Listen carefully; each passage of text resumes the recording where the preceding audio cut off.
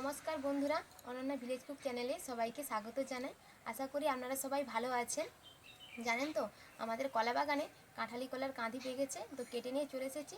বাড়িতে একদিন রাখার পর কলা ভালোভাবে পেকে গেছে। তো এই কলা দিয়ে আজকে আপনাদেরকে নারায়ণ ঠাকুরের স্পেশাল সিন্নি প্রসাদ বানিয়ে দেখাবো।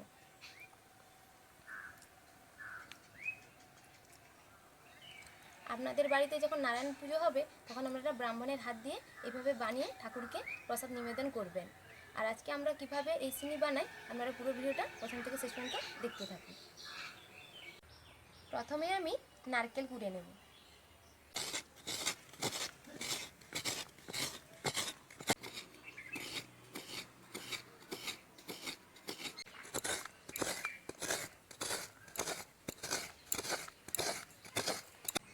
নারায়ণ ঠাকুরের সিন্নি প্রসাদ বানানোর জন্য আমি নিয়েছি কাঁঠালি কলা, আটা, নারকেল কুড়ো, চিনি, কিশমিশ, কাজু বাদাম, এলাচ গুঁড়ো, ঘি, দুধ।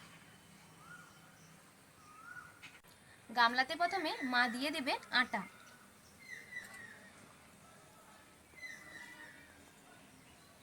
চিনি,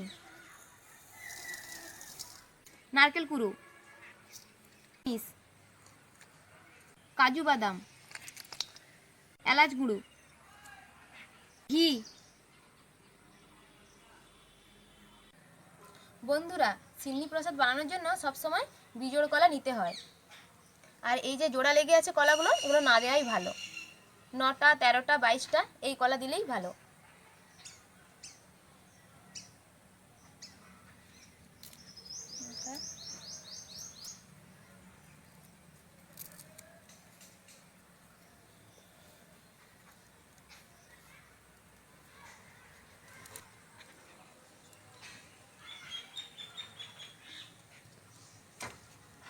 সবশেষে দুধ দিয়ে ভালো করে চটকে নেবে মা।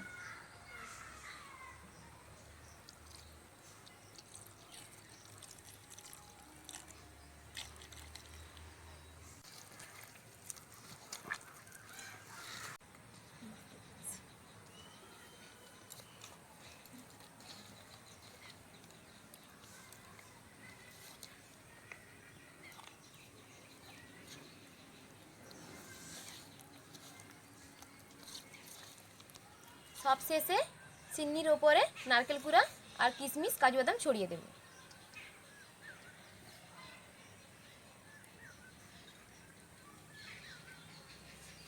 কাজু বাদাম, কিশমিশ।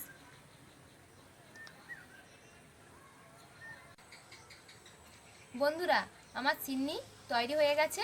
আপনারা বাড়িতে পূর্ণিমা বা নারায়ণ পুজোতে এইভাবে বানিয়ে দেবেন ঠাকুরকে। আর কেমন হয়েছে সিন্নি এবার দেবো মাকে আর আমার মেয়েকে, বলবে খেয়ে।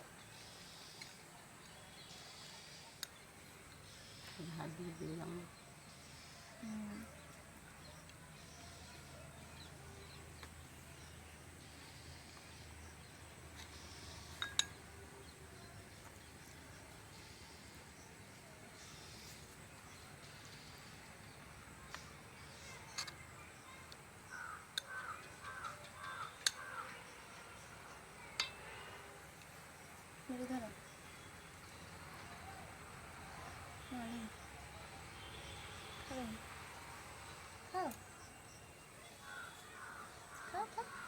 কেমন হয়েছে বলো, খেয়ে বলো।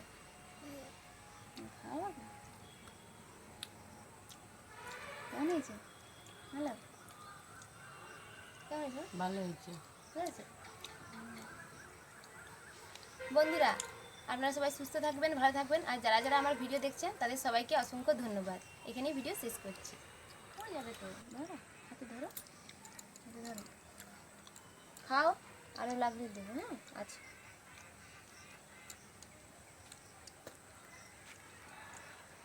বিছা হয়ে গেছে না কড়াতে, কড়াতে বিছা হয়ে গেছে।